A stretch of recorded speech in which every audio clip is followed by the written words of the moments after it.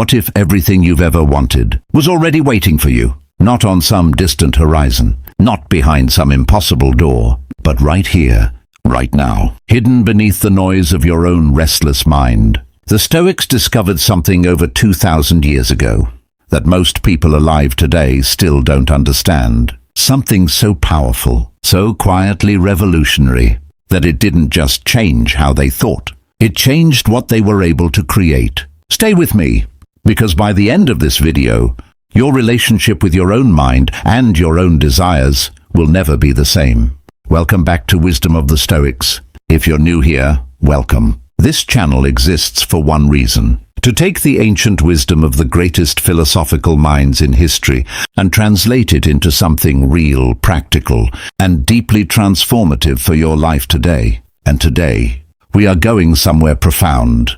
Most people come to Stoicism looking for strength, for discipline, for armor against the storms of life, and they find it. But what very few people discover, what most teachers completely overlook, is that Stoicism is also one of the most powerful manifestation philosophies ever written. Now, before anyone clicks away, let me be clear about something. We are not talking about wishful thinking. We are not talking about vision boards or repeating affirmations in the mirror or thinking positively while the world falls apart around you. We are talking about something far older, far deeper, and far more effective. We are talking about what Marcus Aurelius called the discipline of desire. We are talking about what Epictetus understood as the only true freedom. We are talking about what Seneca practiced every single morning before the sun rose. A mental ritual so precise, so intentional that it turned ordinary men into extraordinary ones. Here is the central paradox at the heart of Stoic manifestation. You cannot attract what you are desperately chasing, but you will naturally draw toward you everything that aligns with who you are becoming. Read that again. Let it settle, because that sentence contains more practical wisdom than most self-help books combined. Today, we are going to unpack exactly what this means. We are going to walk through the 5 Stoic secrets to relaxing your mind so completely, so precisely that you stop forcing your desires into existence, and instead, you become the kind of person those desires cannot resist.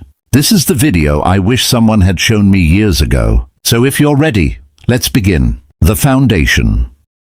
What the Stoics actually believed about desire. Let's go back. 330 BC, Athens, Greece. A man named Zeno of Citium suffers a shipwreck and loses everything he owns. He washes ashore in Athens with nothing. No money, no status, no direction. Most people in that moment would crumble. Most people would spend the rest of their lives rebuilding what was lost. Anxiously, desperately, with white-knuckled determination, Zeno did something different. He walked into a bookshop. He picked up a copy of Xenophon's Memorabilia, stories about Socrates, and he asked the bookseller, "Where can I find men like this?" The bookseller pointed to a philosopher passing by outside. Zeno followed him, and from that single, calm, unhurried moment of curiosity, Stoicism was born. Here is what strikes me most about that story. Zeno didn't manifest a new ship. He didn't frantically try to reclaim what the sea had taken. He let the storm reveal his direction. This is the first secret of Stoic manifestation, and it's one most people never understand. Your greatest losses are often the universe's way of redirecting your energy toward your true path. But you can only see that redirection when your mind is quiet enough to listen. A mind drowning in anxiety, fear, and desperate wanting cannot hear that signal. A mind that is still, grounded, and at peace hears it clearly. Marcus Aurelius and the Inner Citadel. Now let's move forward to 121 AD, to a man who would become one of the most powerful people in the known world. Marcus Aurelius, Emperor of Rome, commander of armies, ruler of millions. And yet, if you read his private journal, his meditations, which was never meant to be published, you will find not a man drunk on power. You will find a man in constant, humble conversation with himself. On the very first page, he writes about what he learned from his grandfather: to be gentle and meek, and to refrain from anger and passion. From his father, modesty and manly character.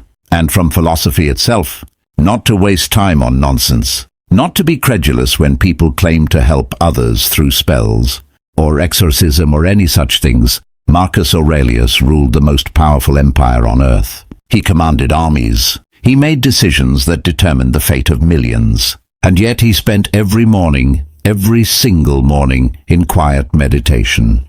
Not because he was weak, because he understood something that most powerful people never learn. The quality of your outer life is always a direct reflection of the quality of your inner world. He called his inner world the inner citadel, a fortress that no outside force could penetrate, a place of unshakable stillness from which all great action flows. And here is what he wrote in Meditations, Book 4. You have power over your mind, not outside events. Realize this and you will find strength. Power over your mind, not power over the economy, not power over other people, not power over circumstances, power over your mind. And from that one power, everything else becomes possible. Epictetus, the slave who was freer than his master. Now here is where this gets extraordinary. Epictetus was a slave, born in chains, physically disabled. Some accounts say his leg was deliberately broken by his master, living in conditions that most of us cannot even imagine. And yet, Epictetus became one of the most influential philosophers in all of history. How? He discovered one truth that his chains could not touch. He wrote, "Men are disturbed not by the things which happen, but by the opinions about the things." Read that slowly. Men are disturbed not by things which happen, but by opinions about those things. In other words, your suffering is not caused by your circumstances. Your suffering is caused by what you believe about your circumstances. And if your beliefs are creating your suffering, they can also, when properly directed, create your freedom. This is the second secret. You are not manifesting from the outside in. You are manifesting from the inside out. Always, without exception. What you believe, what you repeatedly think, what you rehearse in the theater of your mind, every morning and every night, that is the blueprint the universe builds from. Not your wishes, not your wants, your state of being. Before we go further, if this is resonating with you, do me a favor and drop a comment below.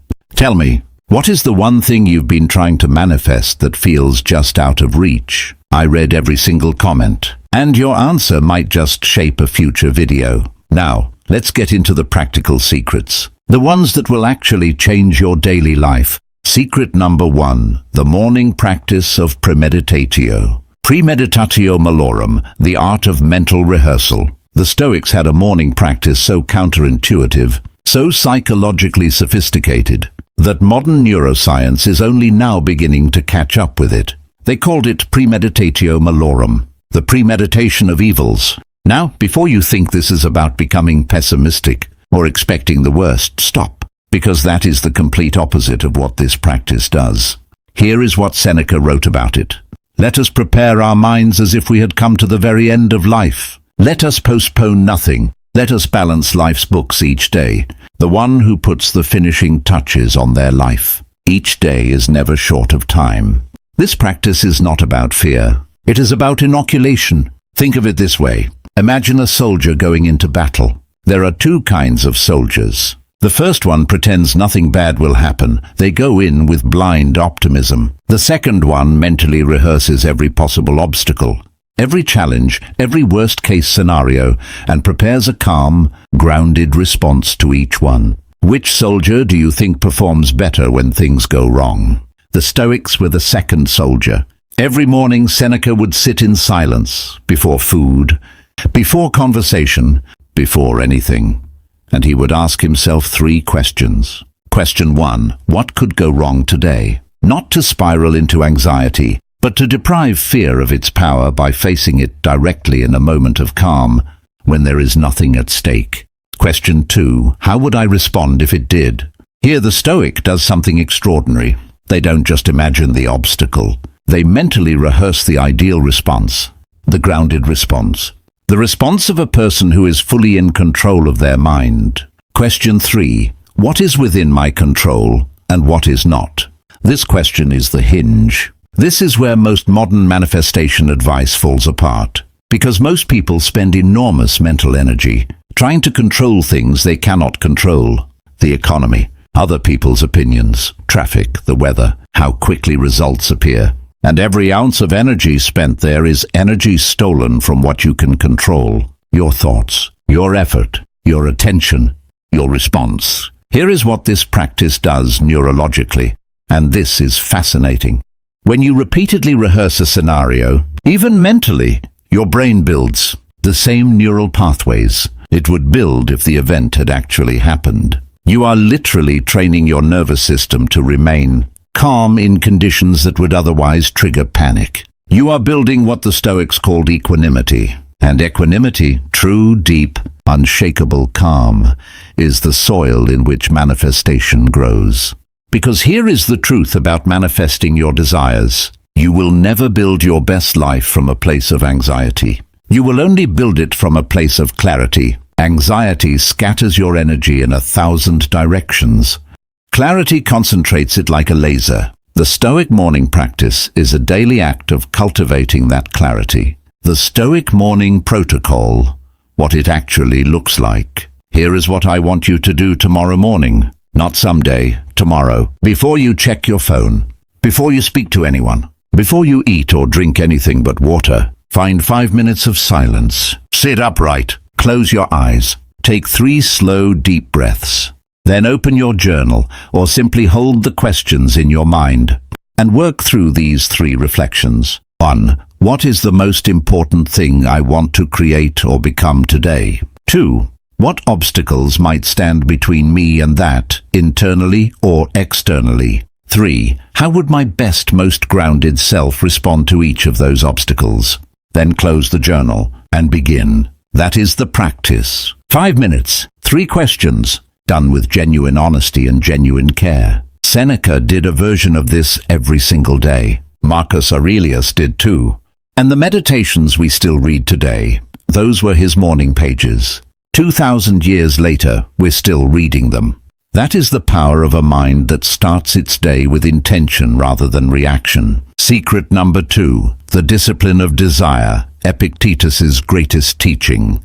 Now we reach what I consider the most misunderstood and most powerful concept in all of Stoic philosophy. Epictetus called it orexis, the discipline of desire, and his teaching goes like this. Seek not that the things which happen should happen as you wish, but wish the things which happen to be as they are, and you will have a tranquil flow of life. Now, at first glance, that sounds like giving up. It sounds like passive acceptance, like telling yourself that nothing matters, and you should just be happy with whatever you get. But that is not what Epictetus meant, not even close. Epictetus was not telling you to stop wanting things. He was telling you to change the relationship between yourself and your wanting.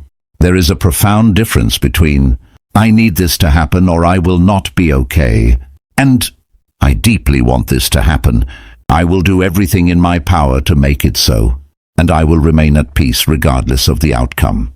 The first state creates desperation, and desperation repels. The second state creates magnetism, and magnetism attracts. This is the third secret of Stoic manifestation. Detachment from the outcome is not indifference to the goal. It is the highest form of confidence in the process. Let me say that again.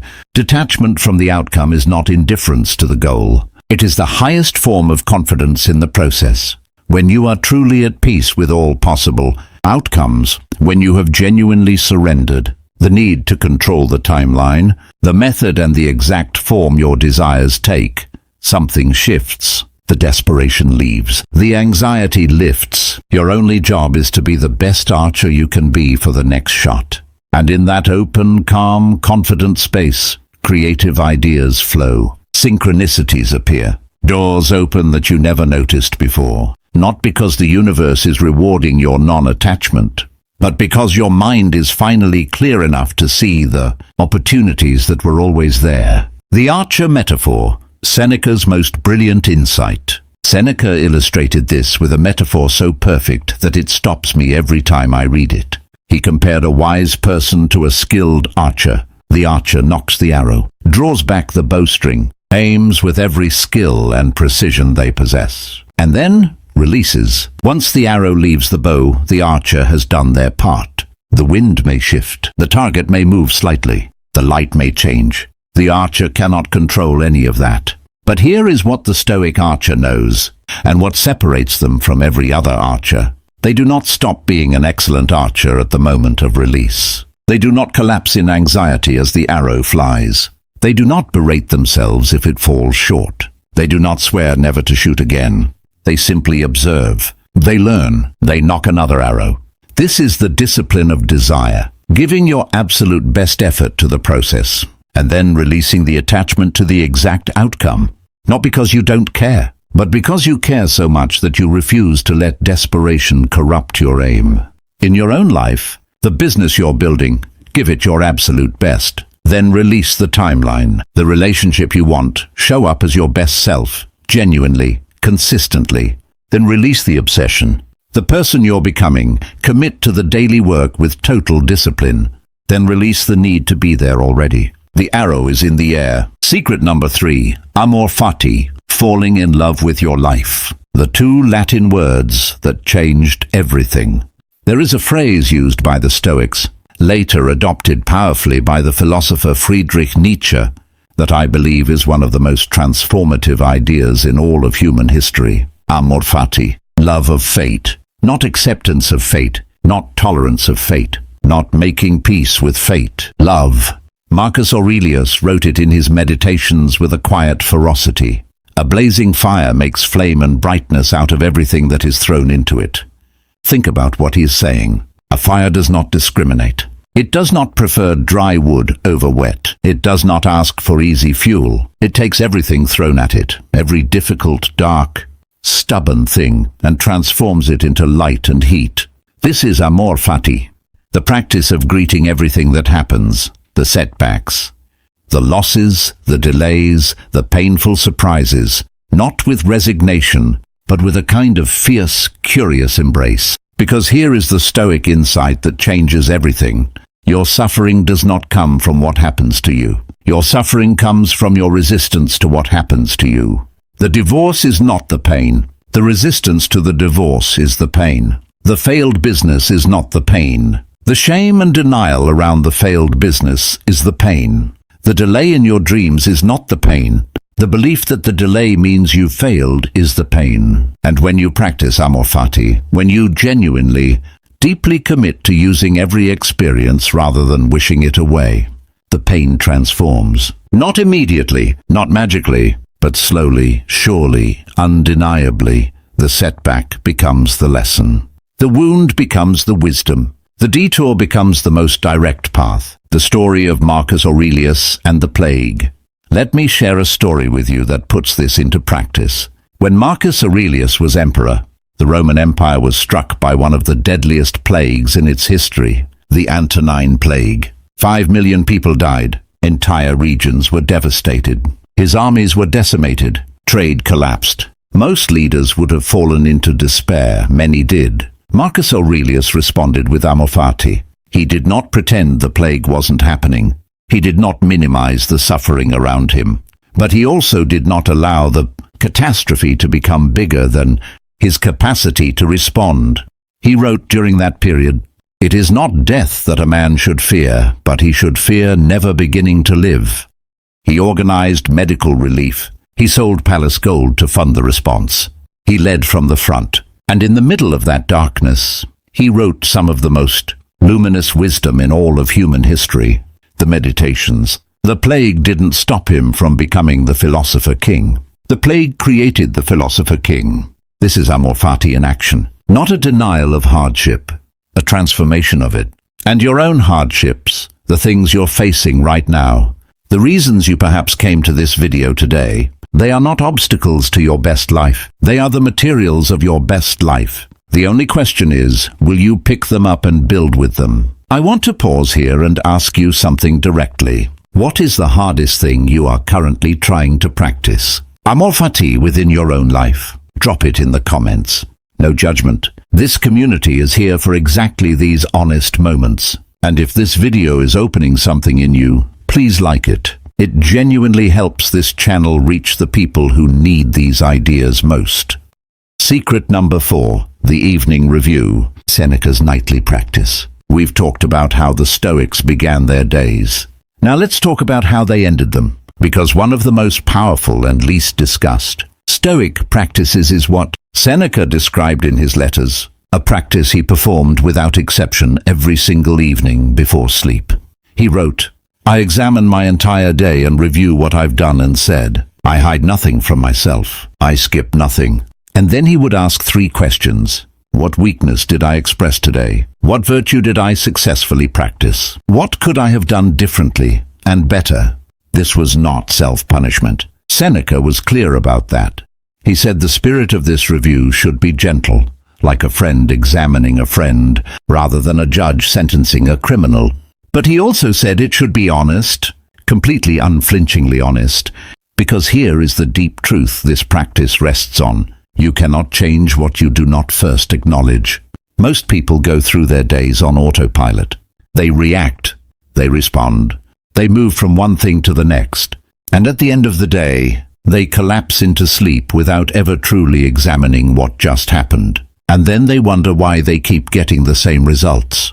The Stoics understood something that modern psychology confirms. Reflection accelerates growth faster than almost any other practice. Not passive reflection, not vague rumination, specific, structured, compassionate honesty. What this does for manifestation. Here is why this matters so deeply for manifesting what you want. Most of the gap between where you are and where you want to be is not caused by a lack of opportunity. It is not caused by bad luck or unfair circumstances. It is caused by unconscious patterns, habitual responses, unexamined beliefs that are shaping your actions in ways you cannot see. The Stoic evening review shines a light on those patterns, night by night, gently but honestly, without drama or self-destruction. Over weeks and months of this practice, something remarkable happens.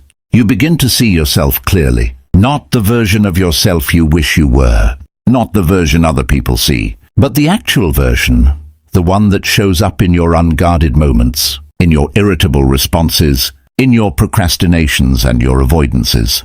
And when you see that version with Stoic compassion, clearly, without flinching, without self-hatred, you begin to change it, thought by thought, choice by choice, day by day. This is how Marcus Aurelius became Marcus Aurelius, not in one dramatic transformation, not from one great insight, but from 30 years of quiet, nightly conversation with himself, asking, who was I today, and who do I intend to be tomorrow? Your evening practice, starting tonight. Tonight, before you sleep, I want you to try this. Set aside just 10 minutes. No phone, no TV, just you, a journal, and 3 honest questions. 1. What am I genuinely proud of from today? Where did my best self show up? 2. Where did I fall short of who I want to be? And why? 3. What is the one thing I want to do differently tomorrow? Not 5 things, not a list. One thing, write it down. Then close the journal, breathe, let it go. You are not carrying that weight into sleep. You are depositing it, consciously noted, consciously released. And tomorrow, you begin from a slightly cleaner, slightly clearer foundation. Do this for 30 days. And I promise you, the person you are at the end of that 30 days will barely recognize who they were at the beginning. Secret number 5, the visualization the Stoics actually used. Negative visualization, the counterintuitive key. Here is the final secret. And I want you to stay with this one, because it will flip everything you think you know about visualization on its head. Modern manifestation culture tells you to visualize your ideal future. See it vividly, feel it, believe it's already yours. The Stoics had a completely different, and in my view, far more powerful, approach. They visualized not having what they already had. This practice is called negative visualization, and it is one of the most psychologically profound tools ever discovered. Seneca described it this way: rehearse mentally the loss of what you love. Then you will love it more completely while you have it. Here is how it works. Imagine, truly imagine, that you did not have your eyesight. Picture waking up tomorrow and the world is dark. Now open your eyes. What do you see? What suddenly matters more than it did 10 minutes ago? Imagine you did not have your health. Imagine you did not have the people you love. Imagine you did not have the mind you use to think these very thoughts. Now bring them back. Do you feel it? That quiet, almost overwhelming rush of gratitude. That is negative visualization working. And here is why this is the most powerful manifestation practice in the Stoic toolkit. Why this creates manifestation. Gratitude is not just a pleasant feeling. Gratitude is a frequency. And I don't mean that in a vague, mystical sense. I mean it in a precise neurological sense. When your nervous system is running on lack, on the feeling of not having enough, not being there yet, it is in a state of contraction. Contraction limits perception. It narrows your focus to the problem. It makes opportunities invisible. But when your nervous system is saturated with genuine gratitude, when you have just been viscerally reminded of how extraordinary the ordinary actually is, your perception expands. You see more. You feel more. You connect the dots more readily. You take bolder, more inspired action. This is why the Stoics were such prolific creators. Not despite their philosophy of enough, but because of it. Marcus Aurelius governed an empire and wrote immortal wisdom. Seneca advised the most powerful men in Rome and wrote over 100 letters and essays. Epictetus, owning nothing, created a philosophical school that influenced centuries. They were not limited by contentment. They were empowered by it, bringing it all together. Let me give you the full Stoic manifestation practice as a single, coherent daily rhythm. Morning, 5 minutes, premeditatio malorum. 3 questions. Set your intention. Identify your obstacles. Plan your ideal response. Throughout the day, discipline of desire. Give your best to the process. Release your grip on the outcome. Act from strength, not from fear. Midday, 3 minutes. Amor fati check-in. Whatever is happening, ask yourself, how can I use this? What is this moment asking me to become? Evening, 10 minutes, the Seneca review. 3 honest questions. 1 intention for tomorrow. Then release it. Rest. Before sleep, 2 minutes. Negative visualization. Think of 3 things you would be devastated to lose. Feel the gratitude of still having them. Sleep in that gratitude. That is the full practice. 20 minutes a day. 2,000 years of tested wisdom. Available to you, starting today. I want to close with something personal. Most of us came to philosophy, or to videos like this one, because something in our lives was not working, because we were chasing something we could not catch, because we were exhausted, because the gap between where we were and where we wanted